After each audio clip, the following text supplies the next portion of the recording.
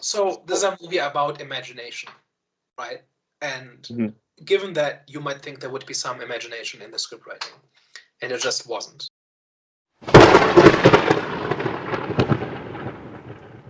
Hello, everyone. Welcome back. We are back. The Eye of the Storm podcast. I'm here with my boys Daniel and Hervey. Yep. Hi.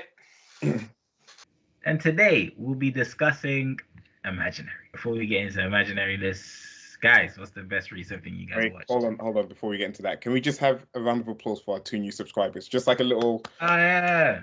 Welcome to the channel, man. Welcome to the channel. Thanks for working with us. Guys, we're getting there. We're gonna make it soon. 110. Everybody currently subscribed made it into the top 10. Shout out to whoever you two are. Shout out to you. Thank you for joining the family. Hopefully, you'll enjoy. But yes, guys, sorry. Best recent things you've seen. Let's go first. Have you guys? Did you guys even watch anything interesting? I don't think I've got anything this week. I did watch Shogun, but we're reviewing that next week, so I don't actually want to talk about it now. I'm going to save it till next week. So apart from that, I didn't watch anything else. So I'll skip this one. So I really tried this week, and I just couldn't find anything. I started watching House of the Dragon season 1. So far, I'm not feeling it. It's clearly better than the final seasons of Game of Thrones. It's also a lot worse than the early seasons. I've got 2 big problems with it. One is that the writing really relies on characters explaining the rules of their society to each other when they should know this, like really basic stuff. And it doesn't just happen once or twice. It happens all the time in the first 5 episodes. Maybe in the second half they've gotten that out of the way and it gets better, but it was really clunky, really tedious, really obvious. Also, the plot about the princess who doesn't want to be a princess was done better twice in the main series. Both Arya Stark and Brienne of Tarth are both more interesting versions of that archetype. So is Lyanna Stark, and she's not even in the show.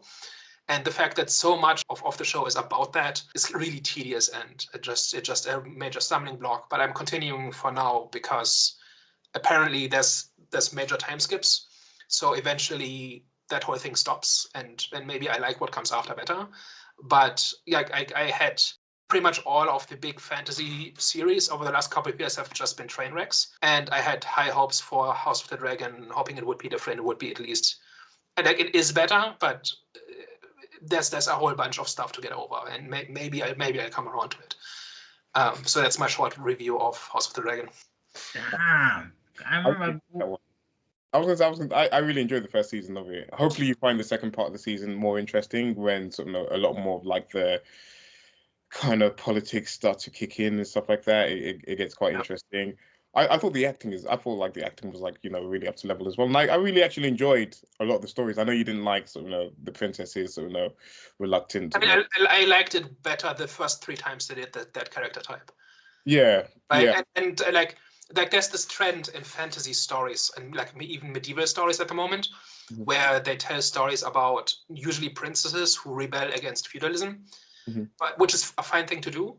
Except they always write these characters as having the mindset of 21st century Americans, right? Like they're not, like their history is full of people who rebelled against the status quo, but they weren't shocked by it, right? They tried to live with it, and they brushed up against the boundaries that society set for them, and then eventually they made the choice to take a stand or whatever it was, right? But these characters are always written in a way as if like they lived in modern day, and somebody tried to like impose a traditional marriage on them or something. It's just never written in believable ways.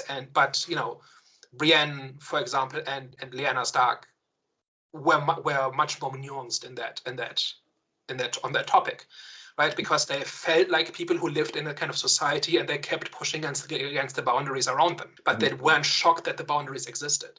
And Rhaenyra Targaryen is just throwing this constant tantrum that there's obligations with being a princess. It's not believable that this character would act this way, and that screams just kind of laziness on the part of the writers. And because that's if that was like a side plot, it would be a lot less noticeable. But because it's the main thrust of at least the first half of the season, it's really grating for me. I mean, I didn't pick up on it, or I didn't see it that way when first watching it. But interesting points that you put in there.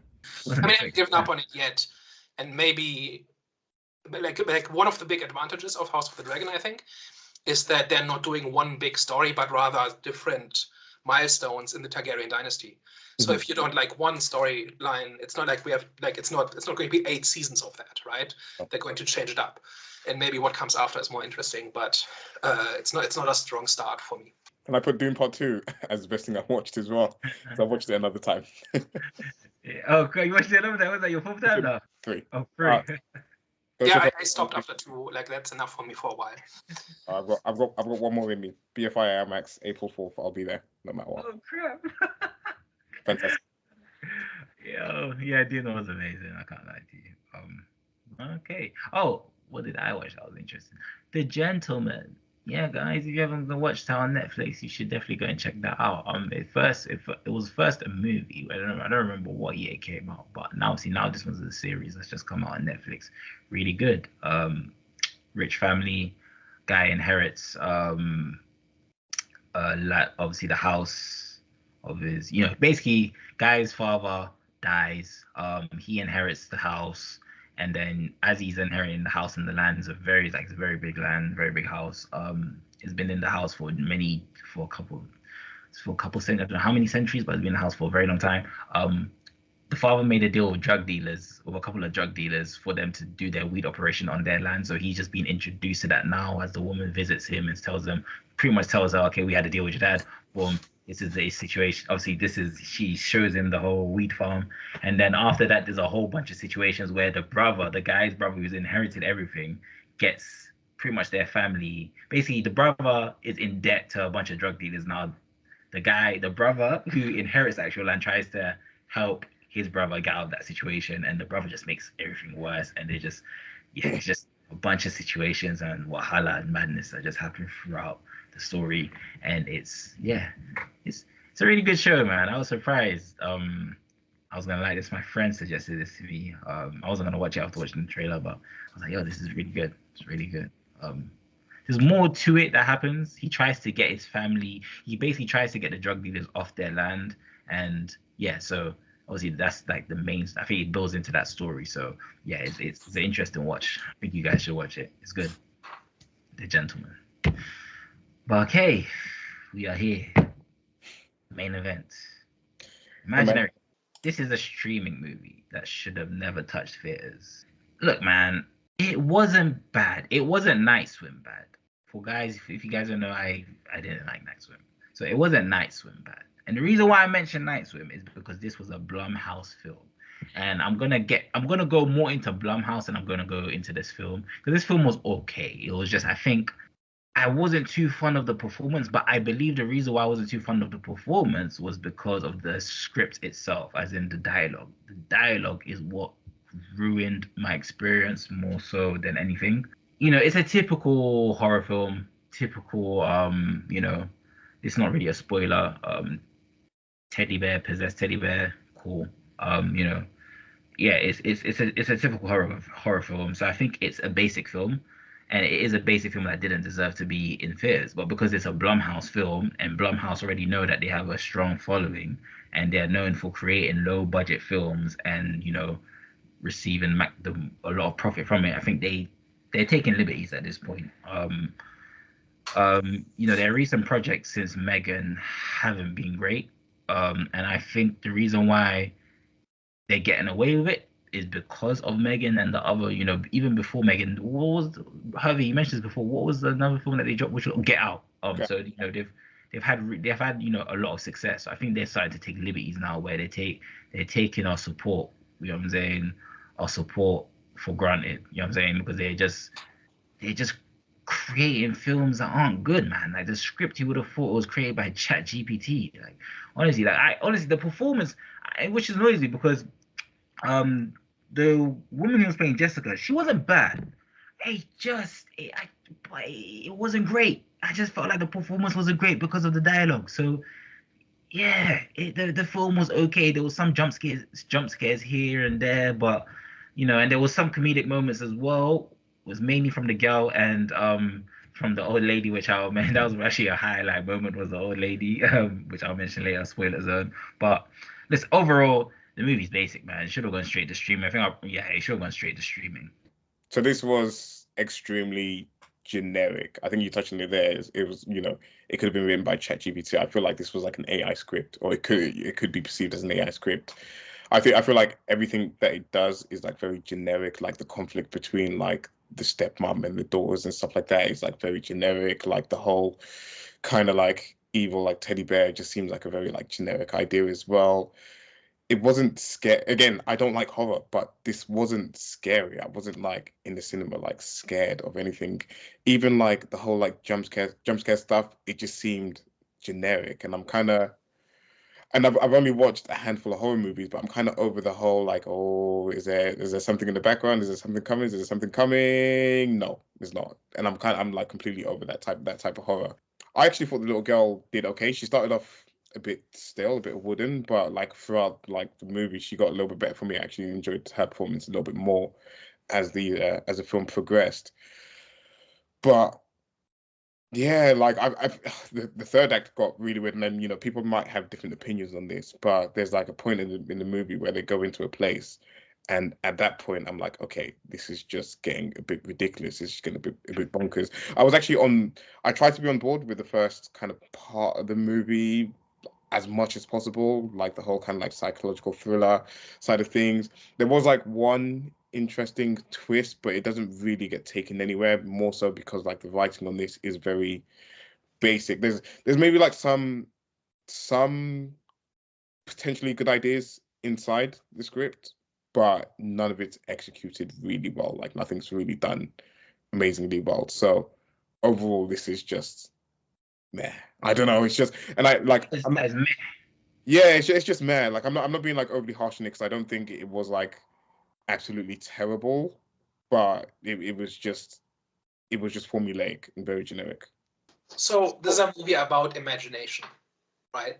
And given that you might think there would be some imagination in the script writing, and it just wasn't. Like everything is exactly what you think it is. Everything is very by the numbers. Everything is very, very surface level. And yeah, it really feels like both of you said, it feels a lot like an AI wrote this just by assembling familiar pieces of horror movies. And really what really killed it for me was not just that there wasn't anything interesting going on, but also that almost everything about it was unmotivated, right? Like everything from the creature designs to character actions to how the plot unfolded, all of it was kind of, and then nothing happens. And there's very little point to any of it, and there's very little thought or creativity. Like I can deal with, cheap production values. I can deal with maybe rough delivery or rough execution if there's something interesting going on, and that just isn't here. Honestly, I'm finding it very hard to. See you all next week. Yeah, that's literally, it was like when I left the cinema, I was thinking, what the hell what are we gonna talk about when it comes to this film? Because there's literally nothing much. Yeah. You would have thought this was written by a first-time script writer. I'm pretty sure it wasn't, but if it was, not like a first draft, doesn't it? Yeah, it was like a first draft script. It was like, what was going on? It was just okay. You know what? Before we even get into, I think we're in the spoiler zone section. We're just 15 minutes in. I don't think there's gonna be much to say in this one, but I've got a few things, but that's just the general bottom line of it, right? If you're watching this because you saw the trailer, I thought it looked interesting, save your money and go watch Poltergeist instead. It's not a perfect movie either, but it's a lot more fun. I'll go watch Dune 2 again. Oh, that, yeah. Yeah. But if you want this kind of story, like Poltergeist did it better, 40 years ago, maybe? Okay, well, there had to be some likes. Is there anything that you thought, because you guys did mention that there was some, I think Hervé mentioned that there was some things that you could see that they were trying to do, which you was like, okay, I was interested here and there. I think, Daniel, you must have said there was like one, did you say there was one thing? There's a couple of things that I think are commendable. One of them is that I think the bear is decently creepy in the few scenes where they really use him. Like, it's not scary exactly, but it's decently creepy and unsettling. Like every time he moves just a little bit, right? I think that is like that puts you in this little uncanny valley of like, this is not supposed to be happening. Like there's a scene where what's the younger daughter's name, Alice, where she's in bed and she says good night to Chauncey, and then as she falls asleep, Chauncey kind of leans into her. That was subtle enough and simple enough that it was effective. Or when, the loser boyfriend is, rampaging through the house and he kind of walks up the stairs past Alice, like Chauncey's sitting next to her, and as he walks up the staircase being a jerk, Chauncey kind of turns his head a little bit. Like that's fine. And the therapist scene I thought was decently creepy as well. But that's kind of it. But then none of that mattered really. Like the fact that it's the teddy, it wasn't even really the teddy bear. Like that whole reveal that only Jessica sees the teddy bear was completely pointless. That was gonna be my one positive, was that I feel like the twist was interesting, but it doesn't lead to anything. It doesn't go anywhere. Well, that's why it's not interesting to me, because right, it's okay, fine. But the bear doesn't mean anything to her. Right, like it's not established that bear is significant to her, other than she's always seen the entity as the bear, and it's totally believable that and I have only seen it once. I think if I saw it again for some reason, I don't think it would hold up, because I'm sure Alice reacts to the teddy bear. Right, Jessica finds the teddy bear in the basement and then gives it to Alice as a present, and Alice is likes the bear and talks to the bear all the time. But then later on, it's revealed that she was making up the bear, or was she wasn't actually holding it. Doesn't she find the bear herself, Alice? Because she goes into the basement and finds the bear. And the bear's just sat there. Yeah. That makes even less sense. Why does she find the bear if the bear doesn't exist? Yeah, that doesn't make sense. If Jessica found the bear, maybe that's why I misremembered it, because that's the version that makes sense. Like if Alice found the bear and said, "Hey, this will be a nice place. This is my old teddy bear from my childhood. I give this to my stepchild as a bonding." Like that makes sense. Yeah. But if the bear doesn't even exist, then why did Alice react to it? Well, yeah, because Alice found the bear, because now the entity, or whatever the demon, whatever it was trying to get Jessica, but they used Alice in order to get to Jessica. So that's why it kind of allowed itself to be seen. But why not, from a script writing perspective, why not just have it be a possessed teddy bear? Isn't that better? Yeah, but I think it's because they wanted to try and do something new. And I do agree with what you guys are saying. But yeah, I think they only went. I feel like they probably thought of the twist of the teddy bear only being seen by Jessica, and then they decided that probably it's best for her to just discover the teddy bear, as opposed to maybe. Because they could have even stuck with that twist. To be honest, where Jessica's having maybe, because obviously she's experienced trauma in that house, and maybe going back into that house and maybe triggering a few things, and she's seeing the teddy bear, and then she then kind of gives it to Alice. And they could have maybe even done a scene where maybe the dad, who was the most pointless character in this movie, I don't know why he existed, because he wasn't even in there. But maybe see, the story is about Jessica bonding with the girls, right? So, and for that to be the case, the husband has to be gone. Yeah, of course. Yeah, no, that's fine. But I'm so they have to become a family in order to overcome this crisis. I think that's the one part of the story that really works. Does it? I think so. I mean, if it's about them coming together as a family in a crisis, then they have to be on their own, right? If the husband was also there, then the dynamic would be completely different. Yeah, that was just kind of a throwaway comment, to be fair. Yeah. That I can care too less. I mean, there's not a lot to him, but he exists so that he can go away, so that the stepmom and the children are on their own. Yeah, that's why they don't really bond. And I feel like the other daughter, Taylor, I believe her name is, her change from kind of being the typical teen angst, rude, dismissive, and this, that, and the other, and being rebellious against the stepmom or whatever, kind of just flips when she speaks to the old lady, and the old lady explains Jessica's backstory, even though Jessica's been trying to explain it to her herself. But then that happens, and it's okay, cool, let me go and help her, and let me go and risk my life to go and save this woman that I've just literally just been rude to for however long. And it doesn't and if there was maybe some type of trauma response as to why she was acting that way to Jessica, then it maybe would have made it a little bit more believable, where she kind of cared a little bit more or something like that. But the way that was done was very dry. Yeah, what I did like kind of was that she didn't stay an annoying teenager the entire time. Like when things got serious, she became responsible, right? But it wasn't earned. It wasn't earned, I would say, her change. Yeah, I kind of took it as, well, she's being a moody teenager, but in a real emergency, she still cares about her family on some level. I think sometimes as well with the whole transition on her, like, you know, not believing her stepmom and then believing her stepmom after speaking to the woman. I think with that is because generally, a lot of the times when our parents will tell us something, right? Well, for most people, when our parents will tell us something, we don't really take it in. But then we'll watch a motivational video from someone else and they'll pretty much say the same thing our parents said, and then we'll take it in, if that makes sense. So I think with that situation, like, I understood why they did it like that, because of course she doesn't want to kind of like hear from the woman that technically took her mom's place, you know, her biological mom's place, but she'll take it in from a random lady, because that's generally that's how life is all the time. Our parents will tell us something, we don't really listen, but then someone else will pretty much tell us the same thing our parents told us, and we'll take that in. So I kind of took it like that. So I understood it. But what was actually I actually liked about the film was the elderly woman. She was the worst part.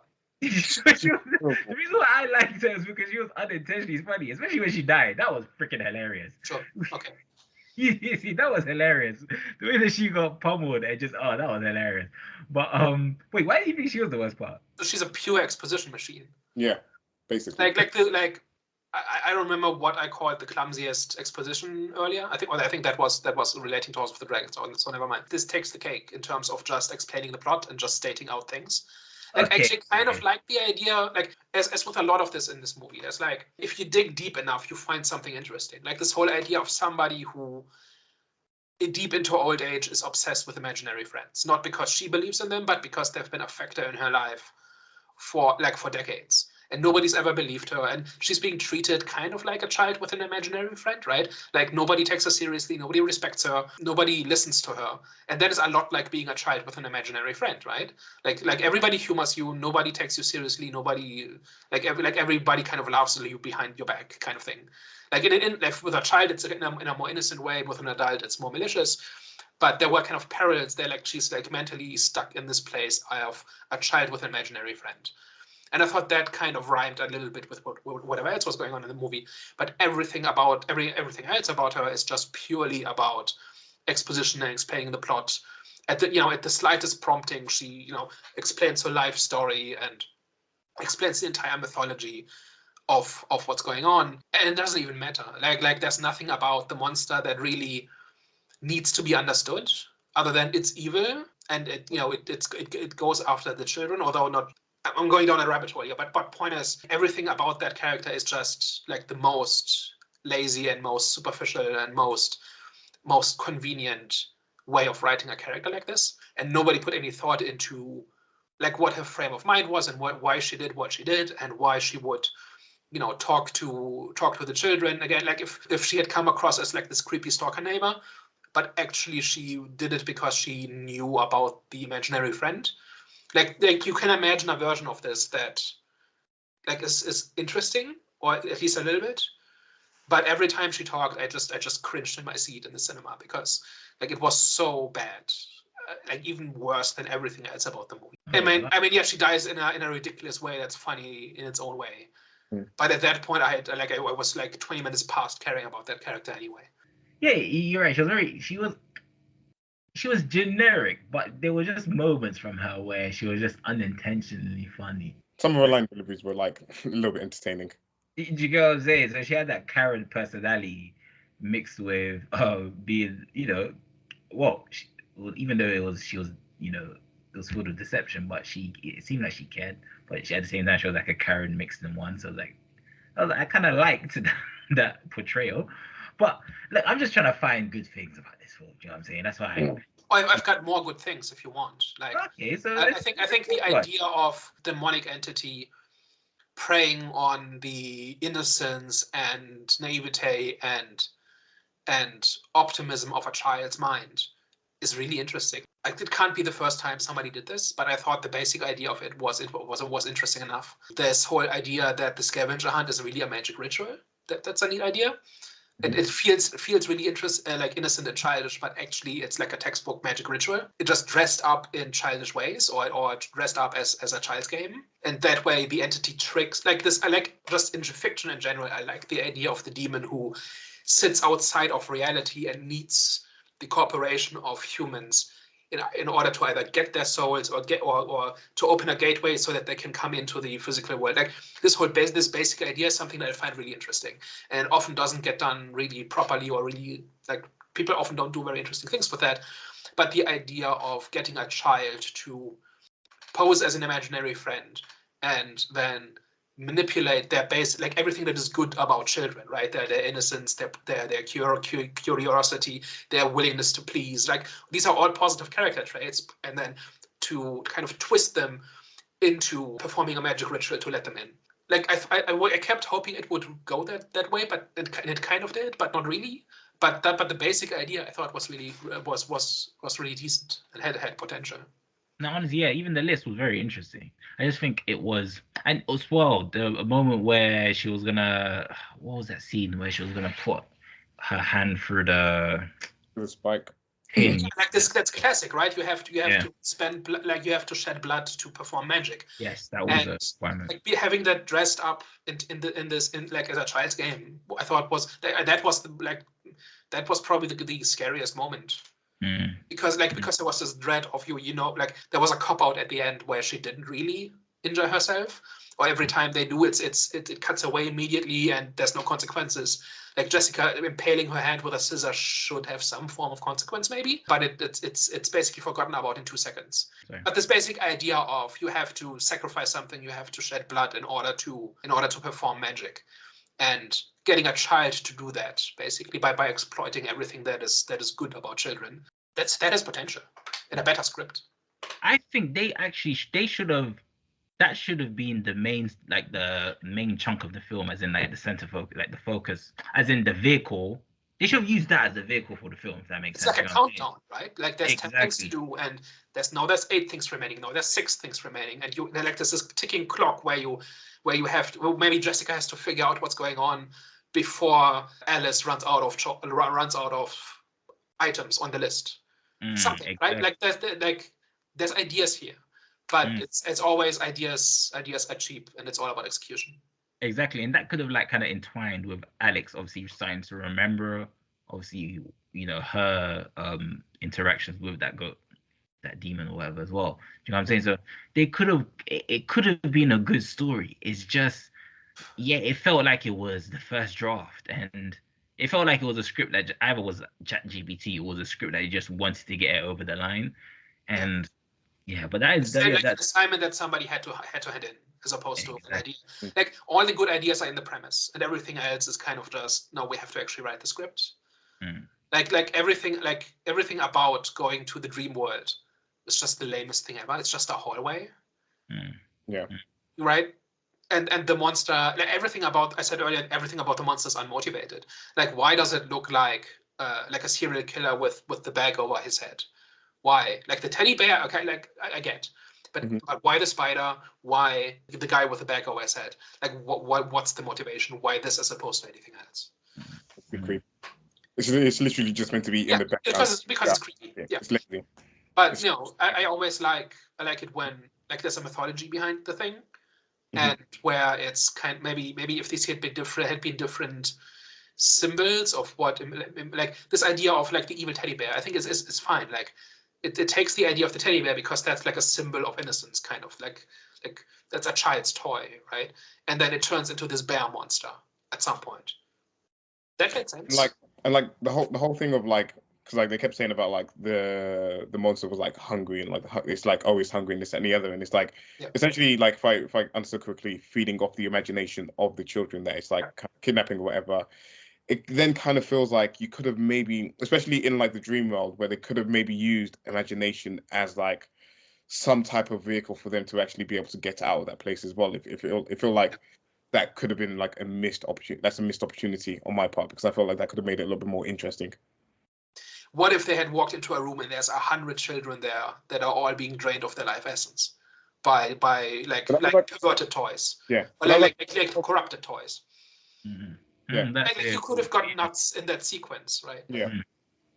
Like that was another problem as well, is that like it's clearly been taking a lot of these kids. Like where are these kids? Like where are even the traces of like other kids that had been kidnapped or brought into this like dream world as well? And it's just and like apparently they're all over the place, right? Like it takes them 2 minutes to run into somebody else who's also also has an imaginary friend. Do we have any highlight moments? Was there a moment in the film where, speaking of that, actually, that was actually a very funny scene at the end of the movie when they go to the hotel and then they see what looks like a bed and they're like, we're not doing this hotel. Next hotel. That was actually Problem was it was the third ending out of 4.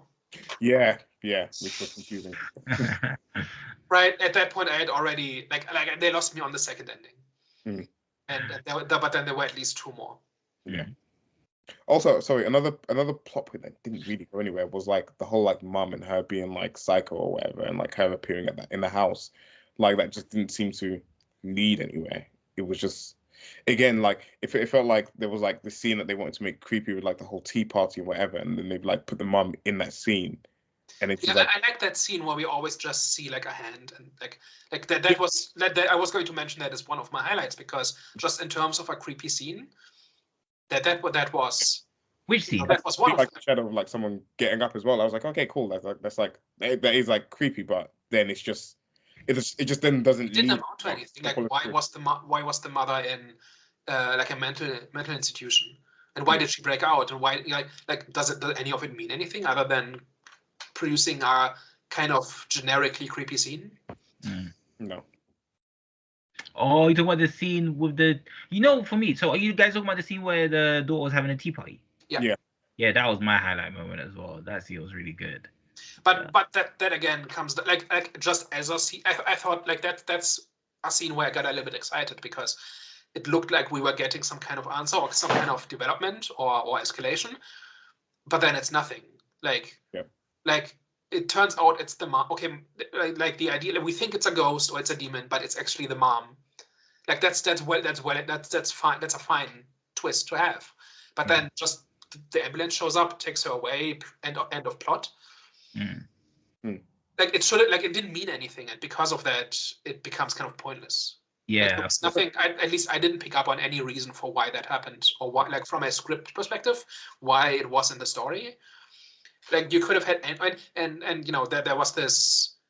You had the mom like in the room with doing the tea party, and then there's the demon behind Jessica, right? And then Alice says he's right behind you. She turns around, and the demon is gone, and then the mother tackles her.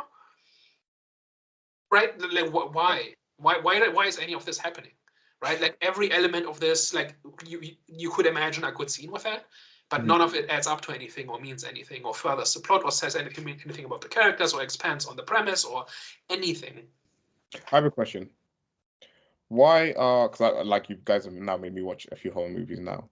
Why are horror movies not scary at the moment? Or like it just doesn't seem like I've seen a few and I'm like of the recent ones.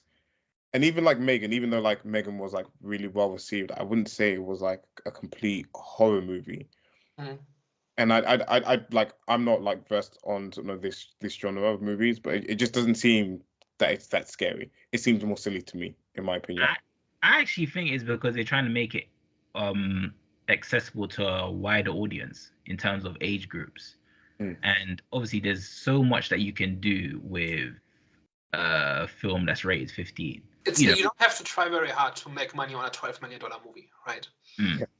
So these things are designed to be disposable. That like they draw you in with an interesting premise and a sufficiently creepy trailer, and then they try to make their money in the first weekend until word of mouth goes around that it's trash, and then a couple of months later you start selling it to streaming services. And that's the business model, right? That's how Blumhouse has been making their movies. And normally like in the past, we've praised Blumhouse a lot, like off camera mostly. Praised Blumhouse a lot for, in the age of the $250 million superhero movie, they just make solid movies that just need to make 30, 40 million. and they just churn out moderate success after moderate success, and that adds up to a successful business. In general, I want more movies to be like this, right? Like moderate, small budget, moderate budget, executes well enough on an interesting idea to get a moderate audience, and then you rinse, repeat, and do it over and over again, and each one makes a little bit of money. I think that's a much healthier place for the movie industry to be in. Is that an excuse? And you also get stuff like this. Yeah. I was gonna say, is that an excuse to not make the movie scary? Because I understand that they're just like churning out projects just to sort of make that sort of small amount of profit, but I don't know what's like the last horror movie that you watched that you thought was like genuinely like gave you chills and was like scary. I don't know. There's a difference between being scary and creepy, I think. Yeah. Like, I don't know that I'm genuinely, like, I'm grossed out by body horror, for example, and I'm uncomfortable watching it and I don't want to watch it. Yeah. Things like ghost movies, haunted house movies, those are startling because they have jump scares in them, but that's also not the same as being scared. I think it's all about, like, you really have to build an atmosphere, and you really have to get the audience to suspend their disbelief and put themselves into the role or into the position of the characters. And when you do that, that's where it becomes scary. That's a long way of answering your question, which comes down to I don't know. But I don't really watch horror movies to be scared. I watch them for the atmosphere, for the creepy atmosphere. And I think there are good movies. Like my thing is, I've watched a lot of older horror movies over the past year. Exorcist 1 and 3, Alien 1, Friday the 13th, Halloween. Like, these kinds of movies aren't really scary in the same way, but they can be creepy. And the good ones are the ones that really have a logic to them and really get you to buy into the situation. And Imaginary never rose to that level, right? Because you could just see like the basic idea and then the most obvious execution you could imagine. Yeah. I just think it's because they're just trying to make it accessible to a wider audience. So the teenagers I watched the movie with had a good time. Yeah, but I feel like they enjoyed the jump scare under the bed. That's the thing. I genuinely think that's their goal. Is like to create like horror films nowadays. I don't think their goal is to make it unsettling or, like Daniel said, for that creepy atmosphere. I think their goal is to just create a fun movie with jump scares that a lot of these, the kids, like the kids will enjoy, and people who are easily scared will enjoy as well. Because I think the last time I watched a very scary film that was unsettled was The Grudge, The Strangers, and As Above, So Below. So The Grudge must have came out like early 2000s or 2006, I think. As Below, So something in the dams in Paris, that found footage film that came out 2014. And what was the other one that I said? Strangers, that must have came out early 2000s as well. Those films I found very unsettling. So I think with those films, but those films were very, I think The Grudge was 18, rated 18, and the other one's rated 18 as well. So I think all of them were rated 18, and probably the found footage film was probably 15, but that was unsettling as well. Those films, you know what I'm saying, they're not going to make the most money. Do you know what I'm saying? Because it's 18. So like I said, I think a lot of the times these production companies are trying to make as much profit as they can. They can't make as much profit as they can if their film excludes a whole demographic. So the majority, you know what I'm saying? So yeah. Maybe I've also grown up, Maybe I've matured and I don't find these things scary anymore. Yeah, I think horror movies just stop being genuinely scary at some point. It can. I don't think it can. I think they just need to create a film that centers around, like, it pretty much triggers certain emotions, polar emotional. Yeah, I don't think horror can ever die. I do think there are some stuff that they can create a film that most of us, like, for example, Final Destination. The reason why Final Destination was so successful is because it's so relatable. Well, not relatable, but it's so like feels real. Situation. Yeah, exactly. It's like, there's a lot of realism. That situation can actually happen, which it wasn't scary, but it was very unsettling because, damn, like, I've always imagined myself. You never went to the fun fair or to like a theme park the same again afterwards. Exactly. So I don't think horror can ever die if they just started to create more films around ideas that are unsettling, things that will be like, oh, that could actually, maybe not necessarily that could actually happen, but just things that I don't know. I'm trying to say like things that are relatable and things that could, I think that's it. Like, realism in it. We've said this before. I think in our Night's Poem review that genuinely good horror does not make you believe that the monster is real. It reminds you of a fear you've had in the past, or something that is so universal that you can empathize with it. Like Terminator is genuinely scary. I think the first Terminator, because like you don't believe for a second that time traveling robots are real, with all like and that they have Austrian accents and stuff like that, right? But this idea of being stalked is something that anybody can relate to, and maybe most people have on some level experienced at some point. Not that everybody has been stalked, but this idea of, maybe you get this idea that somebody's following you, and maybe you think they're about to rob you or something, but you instantly feel unsafe. And it takes a while for your brain to shake that, even when you rationally know that the danger is gone. Right? So, and I think that is what Terminator taps into, this idea of you cannot be safe, and you will never be safe again. And the danger will just keep coming. And even if you keep running, eventually you will get tired, but the danger will not. Right? No.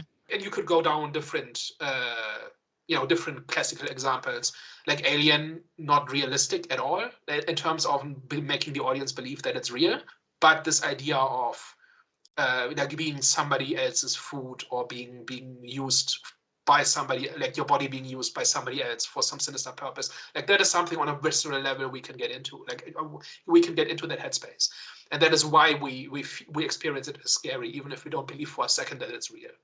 Right? And Imaginary just fails to do that on any level. 100%. And it easily could have, like this whole idea of like a child's innocence being co-opted. I think that is something that could have been it, right? But they didn't quite get there, in my opinion, or didn't do nearly enough with it in order to actually drive that home. And they didn't make a point in the end of any kind, right? It's just a sequence of events. Like there's the basic premise, and there's individual scenes that are competent, as long as you don't think too hard about them, like what they mean in the broader context of the story. And then a bunch of stuff happens and the movie's over. That's basically the deal. No, and you said it perfectly. I think, just playing on our fears is something is something which I think a lot horror films need to start doing more. And I think stuff like body horror and jump scares are crutches. That's what you do when you can't genuinely scare somebody. Yeah. But you still get I was startled when that that scene with the bed happened. Right, where they're all hiding under the blanket, and Jessica hears something, so she looks, and we expect Chauncey to come after her, but then it's Alice startling her, and I was startled, and I knew it was coming, and I hated myself for it. But job done. They got the emotional response out of me, but the response was mostly annoyance. My problem is like I expect it to not happen, and I feel like they've done this whole jump scare thing too much, where they're trying to build up the tension and stuff like that. I know that nothing bad is going to happen, or nothing bad will happen, and then they'll delay it so that they actually get you the second time round. And I don't know, I feel like I'm just conditioned to expect that in the movie, which then doesn't really affect me. Yeah, or when it's so well telegraphed that there might as well be a countdown on the screen. Yeah. Right, like that. I think the Insidious movies are infamous for that. Yeah. Where it's coming, and when it's coming, and you're still scared, and you're still startled by it, and you hate yourself for falling for it. But it's legitimately not scary, and I think it's like the low-hanging fruit of horror, where you can get a reaction out of the audience, but it doesn't last. Right? Is there any jump scare that has stuck with you in the way a genuinely scary scene from a movie might? It's the cheapest of the cheap. Yeah, I feel like what actually worked in this movie, even though the whole person with the bag over their head didn't really lead to anything, was just scenes in the basement where it's just about in the background, where you can barely make it out in the background, and she's kind of just walking and doing a thing, and it's just that thing. And again, it's just that thing watching you whilst you're unaware, and that kind of plays on real life fears, essentially, like you mentioned before. I feel like that was where it handled some of the creepy aspect of this movie, really well, to be honest. Yeah, it's decently scary, but it's also very by the numbers. Again, yeah. And it doesn't add, it doesn't lead to anything, or it doesn't tell you anything about, like, not about Jessica's character, not about what the monster is like. It's just generically creepy guy in the basement. Like, it's stuck like on step 2 of telling a story kind of thing, and it doesn't know where to go from there. Yeah. Would you have guys appreciated it more if it was a streaming film? No. I mean, if it was a streaming film, I'd have turned it off 20 minutes in. Okay. Right?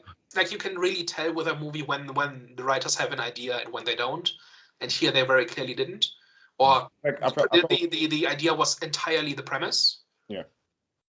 I felt like they like really ambled for the first like half of the movie. They like really ambled and it didn't really go anywhere, and it was like there wasn't really a point to the story to really start off with. It was just obviously like they introduced like the teddy bear and stuff like that, but like nothing really was happening. There was like no like development to the plot at all for like the first half of the movie. It wasn't really an escalation. There wasn't a progression.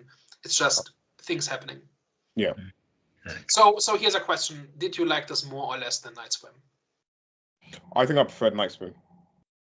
I think I preferred Night Swim.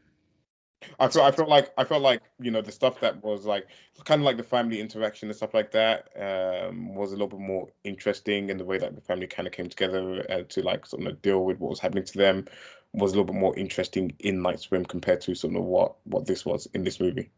Actually, I take it back. I enjoyed Night Swim more. Sorry, I take it back. Sorry, did you like it more than Night Swim or less?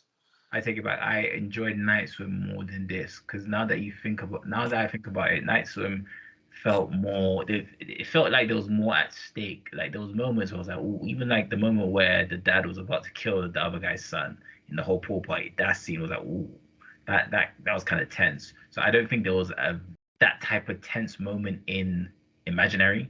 I think everything was very monotone, as in like it was very basic, just one tone.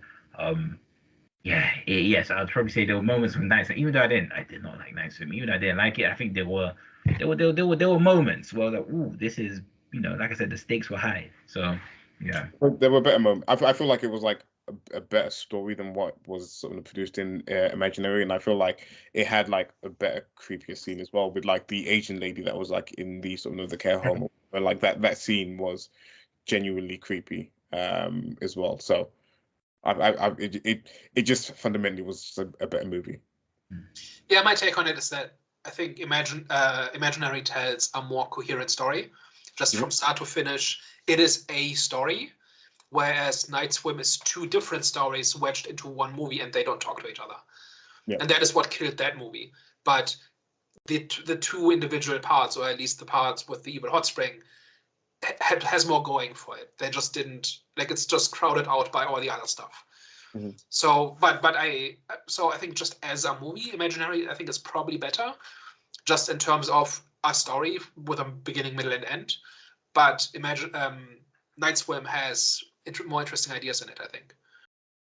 Last thoughts. This was just cheap thrills, essentially. This was a cheap thrills movie. Nothing really going through. No, sorry. There was good ideas in there that just weren't expanded on really well. Probably needs to go back to the drawing board to really flesh that out. I feel like actually if they, decided to do a sequel, because they, there is teased the possibility of there being more to the story. They could probably try to flesh out a little bit more, add a little bit more mythology to some of the evil entity. But as it currently is, it just cheap thrills that was just put out there to make some money. Same basic conclusion. It just doesn't add up to anything, and individual, like, I don't think it's good enough to just have a couple of decent scenes in it. There's just the fact that none of it adds up and builds up to anything, and there isn't really a conclusion to it. It's just a sequence of things that happen. I think that really kills the movie for me, and why I wouldn't want to watch it again. Well, for me, I do think my last thought is they should have just gone straight to streaming. It just wasn't, I do think the script as well as definitely is a script that they should have worked on more on. It was, I think the dialogue for me is what kind of weighed down the film, but it had some good ideas. I will give it that. It had some good ideas. It had some good scenes, which we've mentioned. It just yeah, it was just it's a basic film. It's a basic film, basic horror film. Wouldn't really consider it horror, but yeah, it's a basic film which I probably would have enjoyed more personally for me if I saw it on like friggin' Amazon, because you hardly find any good films on Amazon. So yeah, I definitely probably would have enjoyed it if I saw it on Amazon. But yeah. Yeah, guys. Hopefully, And there's no reason for why a streaming movie has to be bad, right? no, it like, doesn't. I don't think there's any excuse here. I think they really needed to take the basic idea and then just keep working on it. And it feels like they stopped after the first draft. And I think even as a streaming movie, that's not good enough. Like there's so many movies coming out. Why bother with this one? No, I hear what you're saying, but like for Amazon personally, I haven't found. It's very hard to find hidden gems in Amazon. So yeah. I think if I saw this on Amazon, so if I saw this in Amazon, I'd be like, okay, it's what you'd expect, but it's not terrible. It's definitely one of the satisfactory films where I wouldn't have felt totally robbed when it comes to. It's not an incompetent movie, right? Yeah. There's characters, there's a story, there's a beginning, middle, and end. There's a climax at the end. There's a conclusion. There's 4 endings. So maybe cut 2 of those. I've seen much worse movies that are just outright broken, or incompetent acting. Like the acting is not bad in this. No. Like I think Jessica kind of switches between quite good and pretty terrible, but like from one line. That's probably the best way to describe it. Yeah, sorry, that's the best way to describe it. I think with Jessica as well, like. Yeah, like you said, there were times where she was good, but there were times where she was just bad. And like I said, I mentioned this as well. I just didn't enjoy her acting, and I think mainly that was because of the dialogue. It's because of the stuff that she was saying and the stuff that she had to execute. It didn't look good, and I don't blame her. So I've seen her in a Netflix show which was really good. So she's not even a bad actor. I just think mainly it was the dialogue that just put the level down. Personally, and I don't think it was their fault. Like it just. How can you? I mean, I'm happy to blame it on the writers and the director. I mean, it's not like she ruined good material or anything. It's just that character just is bafflingly inconsistent. Like I said, I honestly think that's mainly to do with her lines, because I don't know how you're supposed to execute a generic line. Honestly, your acting's gonna come out generic because you're saying generic lines a lot of the time. The script can't decide how long they've been a family, right? Like some of the lines suggest that she's meeting them for the first time. At least I thought so. And others, they've been like a family unit for a long time, and the younger daughter has accepted her, the older daughter hasn't. But it's not consistent. It switches from one scene to the next. I know you didn't like the grandma with the exposition dump, and I didn't like it either because she was literally just pure exposition dump. But at least she tried with her lines, and at least she tried to make it a little bit entertaining, even though she was kind of reeling off the whole story, basically. And for the child actor as well, for her being a child actor, I feel like she did a good enough job. No real complaints there. Like I don't think it's the performances that are the problem. It's entirely what's happening on screen. Well, guys. Hopefully you enjoyed today's discussion. That was Imaginary. And what will we be reviewing next week? Next week we're giving Shogun a shot. Alright, guys. I've seen some scenes, like some clips from it. It looks really good. Yeah, so looking forward to that. Yeah, looking forward to that as well. Especially after watching The Blue-Eyed Samurai. So yeah, I'm definitely looking forward to that. But yeah, guys, Heavy. Like, share, subscribe. Yeah. Hi, guys. If you like cheap thrills. Yeah. Hi, guys. Let us know what you think or what you thought of Imaginary if you have seen it in the comment section below. And we will see you next week. Au revoir. Bye-bye. Ciao.